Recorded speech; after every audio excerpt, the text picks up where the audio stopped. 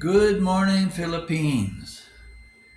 Well, today I thought I'd just give you a little follow up on what's happening with the various typhoons and calamities that have been hitting the Philippines as of recent. So stay tuned and catch up on the news, what's happening in the family and the Philippines as a whole.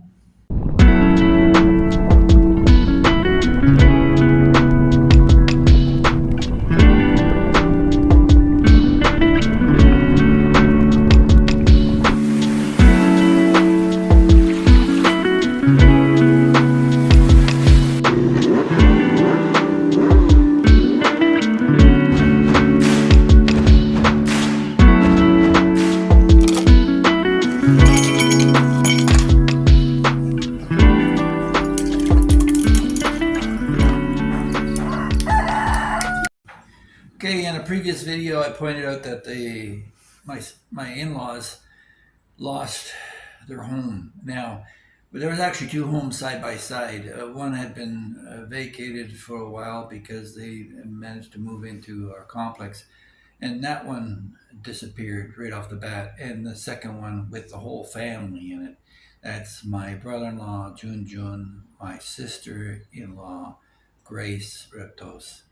Then there was Mark, the oldest, then James, then Angelo, and then Mary Claire, and Kimberly, and the baby Yana. So they all lost their homes and fled in the storm. And during the course of that, I reported earlier that Junjun had strained his new knee replacement that we got for him, and apparently that's okay now. And then little Mary Claire, she had cut her foot, and they gave her a tetanus shot during the escape. And so they're all kind of shooken up, stressed out, and they've lost everything. And then little Yana as well, she talks about it quite a bit. So we split the family in two temporarily because there just wasn't room for everybody until we got organized. And so both Mary Claire and Kimberly and Angelo stayed with us, and the rest of the family stayed with my sister in law, who is in the same complex. So we had no flooding here, a little bit of wind, and we were very lucky uh, because of where we're located. And one of the observations that I made a long time ago when I saw my sister in law going through something similar to this a few years back, they had flooding and they had to retreat to the upper floor. Uh, in the Philippines, there's marginal land by the river, and whereas in Canada we have what they call a riparian area, either side of the river. It could vary between 100 meters and 300 meters from a river. You're not allowed to build anything for fear of flooding. This is what it was like in British Columbia when I lived there, but in much of Canada it's the same. People in Winnipeg would be familiar with the flooding of the Red River, and you have to build way up the bank or somewhere far away from the river because it floods every year. But here in the Philippines, this marginal land is taken over by uh, marginalized people who are in squatters' villages, which they have no title on. They're just sitting on government land or land they've assumed, and they've turned a blind eye to this. And the Philippines, in its structure, is it's all volcanic mountains that have pushed up the seabed. So lying on top of it is thousands and thousands of years of sedimentary calcified coral that has been pushed up, and this brings out limestone, which is very profitable and economically viable in terms of access. So a lot of quarries have developed over time, which has stripped away the the soil, and they've denuded the hillsides. So there's no absorption by the natural foliage that would be there in the hills. So the water is running right off. Now, the other thing that compounded this as well, while everybody talks about engineering, engineering can't get around zoning and the application of setbacks from the rivers. That's not the engineer's fault. That goes with city planning, and the barangays have to enforce that. But the other thing that happened recently was a magnitude 7 plus earthquake not far from Cebu, and all this dolomite and limestone rock has cracked, which allows fissures and new pathways for water to travel and quickly fill the existing riverbeds. And I don't think anybody had the opportunity to go over the existing flood remediation dikes that were built to make sure that they were intact prior to the storm. So there's a combination of things. There's the setback that was never done and is not part of the planning process, and the rapid development. Cebu has been amazingly prolific in its production of goods and services and development over the last few years. I would expect that in future years, Cebu may very well surpass Manila as being the largest city. Certainly, it's a more prosperous city than Manila, which relies on government infrastructure and government itself. The institutions are established there. But in Cebu, things have been growing rapidly, and during the course of that time, we've got people trying to take shortcuts and squeezing whatever they can out of the existing land. So they built right up to the riverbank's edge, and a lot of these houses, they're hollow block, cheap hollow block, not even strong concrete blocks, but they're made of proportionate cement and clay. So when the water hits them, it softens the walls, and the walls collapse on top of everything else. And if you look over the site of Bakayan, which is probably the epicenter in Cebu itself, other than Liloan, Bakayan was hit hard. That was right where in the Villa, what's it called, Villa de Rio area, it was wiped out off the face of the map. It no longer exists. And that's because a lot of the construction has been what you can handle. So people are concerned about the wind, and really the wind had very little to do with it. So that's the thing too. The riverbeds themselves have been jammed full of garbage and debris. There's a habit here of just dumping stuff in the river and expecting it to wash out to the ocean, and it's not your problem anymore. Except that it gets caught in the nicks and crannies, and things build up, and it creates a blockage, much like an ice dam would in Canada in the spring. But you go through it every year. But here, there's no freeze up, so the logs, the old TV sets, and car engines and transmissions and junk, old furniture, all that just sits in the river until it gets washed away. And if the floodwaters aren't high enough on a regular basis, it just accumulates until the big one comes. So you've got this battering ram coming down the river, ripping the houses apart as it goes. So until they can create a height requirement and a strategic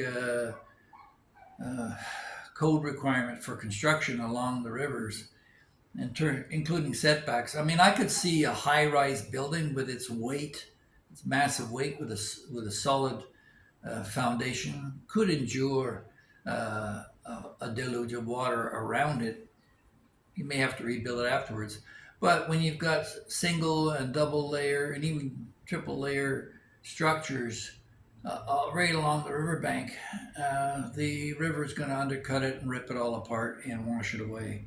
So I'll leave the criticism on the engineering and corruption argument for Filipinos. As a foreigner, I'm not going to make comment on that other than know that argument does exist, and leave it for Filipinos to resolve amongst themselves. As for family, where we are at now,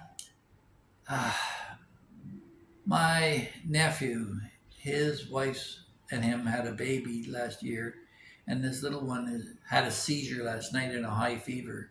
And I don't doubt it's probably because of the cold and bitterness of the storm that they endured. She's less than a year old, so our prayers are with her. We hope you'll join us in those prayers, and hope she recovers. And we're slowly rebuilding here. Resources are strapped, and I also want to let it be known too that some folks, subscribers, families, friends, have approached me in the past for assistance, be it medical emergencies or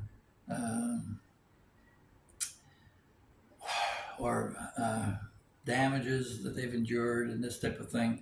And whereas I've always tried to help wherever I can, a lot of you indicated that you would be borrowing these funds, and I mean, I give it with an open heart. I don't expect, in a lot of cases, to receive the money again. I'm happy to see that you're taken care of, but any funds that I do get back just go back into the kitty to help other people. And I just want to let you know that the cupboard is bare. There's very little that Uncle Phil can do for you right now. Maybe in a few months, as things subside, but we've just gone through a whole stint of it started off with school loans, and then well, even before that there was business loans that failed, and then there was school loans, and then emergency surgeries for appendix operations and different things. So I can't save everybody on the planet, but I've raised 7 children, and I've been able to do it without having to ask anyone for anything, and relying solely on myself and my family directly, my direct family for that. But I'm asking all you folks who are single, you've got your cat and your dog, and you've got maybe some buddies you go drinking with on Fridays, you got carding, whatever your social life is. God bless you. I want you all to have a good time, but I would like you to make it a little bit painful right now in terms of your giving, if you can help in this relief for the Philippines. Sadly, one of the relief helicopters that was overlooking the site crashed, and there's additional fatalities there. The death toll last time I checked was at 204. That surpasses the last typhoon, which was Typhoon Odette a few years back. And there's still over 100 people missing. And there's plenty of videos out there graphically describing and showing the loss. So if I could ask you just to please take a moment. It's in the States, it's the time of Thanksgiving, and to truly express your thanks and your sacrifice as a Christian, if you could take a moment and consider giving to the International Red Cross for relief, or contact some of your YouTube channels and ask them if they know anyone who needs direct help. I've got a fellow friend of mine who's undergoing cancer therapy and surgery now, and I can't offer him anything but my moral support right now. I'd like to be able to offer him more, and that I will identify him as he's identified himself as Monty Crew. If you could look him up at the Monty Crew family and offer your support there. I have nothing that I can offer him right now. And there are others out there that are suffering and need some assistance. We've got some of the staff here within my development that I'd like to be able to help them out. They've had experienced damages as well, but I'm scraped thin right now. So I'm not. This is not for me. I never asked anything for anybody in my entire life, and at 72 years old, I'm not going to start now. But where I can help, I will, and it breaks my heart not to be able to be a better use to you right now. So please help the Filipinos. They deserve better than this.